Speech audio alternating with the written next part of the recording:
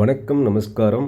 இன்றைக்கி நாம் கோயம்புத்தூர் பெரியநாயக்கன் பாளையமில் ராமகிருஷ்ணர் திருக்கோயில், ராமகிருஷ்ண வித்யாலயா அப்படின்னு 300 ஏக்கரில் மிகப்பெரிய ஒரு வளாகத்தில் ராமகிருஷ்ண மடம், வேலூர் ராமகிருஷ்ண மடம் இயங்கி வருகுது. அவங்களுடைய பிரான்ச்சு 1934 ஐயா அவினாஷ் லிங்கம் அப்படின்றவங்க, அவங்க தான் அப்போதைய இருந்த சென்னை மாகாணத்தின் முதல் கல்வி அமைச்சராக கூட இருந்திருக்கிறார். தன் வாழ்நாள் முழுக்க கல்விக்காகவே அர்ப்பணித்தவர்.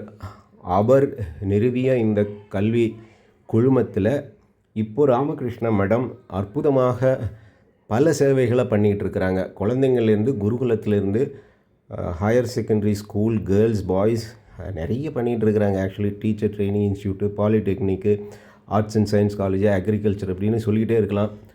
அற்புதமாக இருந்தது. எனக்கு இதுதான் முதல் தடவை அந்த ஒரு அற்புதமான ஒரு ஆன்மீக பூமியில் கால் பதித்து அங்கே 2 நாள் தங்கி அந்த அற்புதமான ஆன்மீக அலைகளை உணர முடிஞ்சுது.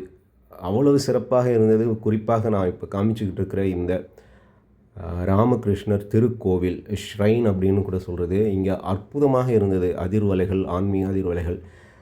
பல ராமகிருஷ்ண மடங்களுக்கு நம்ம போகிறோம்.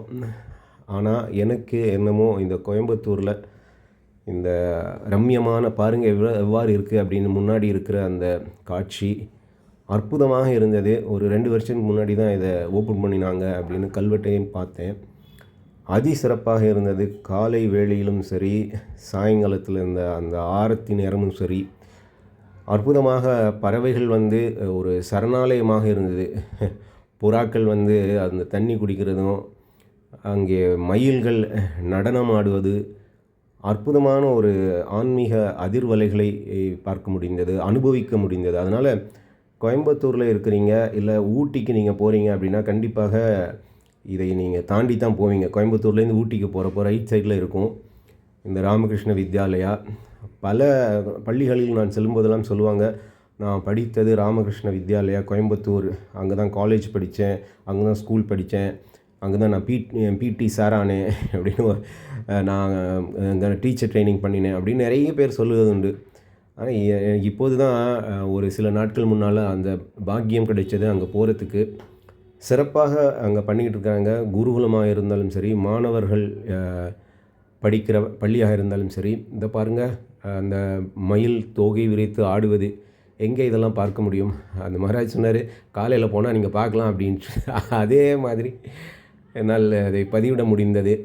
அற்புதமாக இருக்குது. இங்கே இருக்கிற சன்னியாசிகள் எல்லாம், ராமகிருஷ்ண மடம் சன்னியாசிகள் அப்படின்னாலே ஒரு 6 மாதம் வெள்ளை வேஷ்டி வெள்ளை துண்டில் தான் அவங்க இருக்கணும். 6 மாதம். இப்போ எம்பிபிஎஸ் படிக்கிறதுக்கு 5 வருஷம் அப்படின்னா, ஆன்மீகத்தில் நாம் நுழையிறோம் அப்படின்னா 6 வருஷம் முதல்ல பிரம்மச்சாரியாக இருக்கணும். அதுக்கப்புறம் தான் காவி உடையே கொடுக்குறாங்க. அப்போ எவ்வளோ ட்ரைனிங் இருக்குது அப்படின்னு நீங்கள் சிந்தித்து பார்க்க வேண்டும். ராமகிருஷ்ண மடத்தில் இருக்கிற துறவிகள். இப்போது புக் ஸ்டோர் பார்க்குறோம். இது உள்ள நிறைய 300 ஏக்கர் அப்படின்னு சொன்னேன் இல்லையா? அது பூரா ஒரு டவுன்ஷிப் மாதிரி இருக்குது. 1934 மகாத்மா காந்தி அடிக்கல் நாட்டியிருக்கிறாங்க. இதுதான் நம்ம பார்க்குற அந்த குருகுலம். விவேகானந்தர் சொல்கிறாரு, ஒரு கல்வி அப்படின்னாலே குருகுலமாக இருக்க வேண்டும். ஏன்னா அப்போ தான் அவர்களை நெறிப்படுத்தி, ஒழுக்கப்படுத்தி நமக்கெல்லாம் வழிகாட்டுற அந்த குருக்கள் நமக்கு வழிகாட்டுவாங்க அப்படின்னு சொல்லிட்டு. இந்த தூய்மை பாரதம் ஜப்பான்ல எல்லாம் க்ளீன் பண்ணுறாங்க அப்படின்னா, இங்கே நம்ம மாணவர்கள் பண்ணுறத நாம் சொல்கிறது கிடையாது. இதெல்லாம் ஒவ்வொரு பள்ளியிலையும் கிளாஸ் ரூமையும் அவங்க கேம்பஸையும் க்ளீன் பண்ண வைக்கணும். அதுதான் சிறந்த கல்வி. இது வேல்யூஸ் எஜுகேஷன் நம்ம சொல்கிறோம். அந்த மாதிரி இதை பண்ணணும்.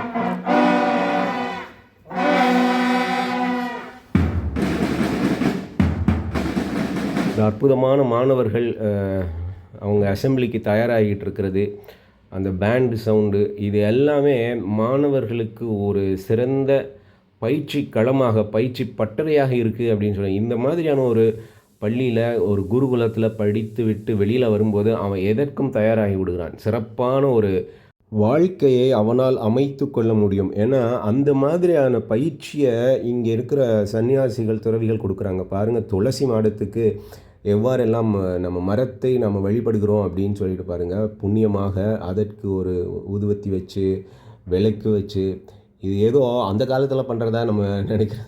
இப்போவே பண்ணிக்கிட்டு இருக்காங்க. அதுவும் பசங்க படிக்கிற இடத்துல, பெண்கள் இப்போ பசங்க படிக்கிற இடத்துலையே எவ்வளோ சிறப்பாக வச்சுருக்காங்கன்னு பாருங்கள். அதி அற்புதமாக இங்கே பஜனைகள் கேட்கும் பொழுது நம்மை மைமறந்து நாம் இறைவனிடம் ஐக்கியமாகிவிட முடியும். இறை நிலை அடைய முடியுமான ஒரு வழியாக இங்கு அனைத்து விஷயங்களுமே இருக்குது. ஸோ அந்த மரத்தில் கூட ஓம் நமோ நாராயணா, ஓம் ஜெய் ராமா, ஜெய் ஜெய் ஸ்ரீராம், ஓம் நம சிவாயா அப்படின்னு சிந்தனை பூரா இறை சிந்தனையாக வளர்த்து கொண்டிருக்கிறாங்க. அதனால தான் என்னமோ இயற்கையிலிருந்து மயில் கூட இங்கே வந்து சரண் புகுந்து கிடக்குது. They are taking refuge. அவங்களும் இங்கே வந்து சரணாகதி அடைகிறாங்க. இறைவனிடம் ஸ்ரீ ராமகிருஷ்ண பரமஹம்சரிடம் வந்து சரணாகதி அடைகிறாங்க. அதனால் ஒரு அற்புதமான ஒரு ஆன்மீக ஸ்தலமாக இங்கு இதை பண்ணியிருக்கிறாங்க. கண்டிப்பாக நீங்கள் ஊட்டி போகிறீங்க அப்படின்னா, இல்லை கோயம்புத்தூர் போகிறீங்க அப்படின்னா, இங்கே வந்து ராமகிருஷ்ணரை தரிசித்து இவ்வளவு சிறப்பாக நமக்காக பக்தர்களாக கட்டி வச்சிருக்கிற இந்த அற்புதமான திவ்ய தேசத்தை நீங்களும் உணர வேண்டும், தரிசிக்க வேண்டும், பாக்கியம் அடைய வேண்டும் அப்படின்ற விருப்பத்திற்காகத்தான் இதை பதிவிடுகிறேன். ஓம் நமோ நாராயணாய. ஓம் ஸ்ரீ ராமகிருஷ்ணாய நமக. ஓம் நம சிவாய. ஓம் சாரதே தேவி நமக. ஓம் விவேகானந்தாய நமக. இங்கு நீங்கள் சென்று அந்த ஆன்மீக அனுபவத்தையோ அல்லது கல்வி பெற்றிருந்தாலோ உங்கள் அனுபவங்களை இங்கு ஷேர் பண்ணுங்கள். ஓம் நம சிவாய.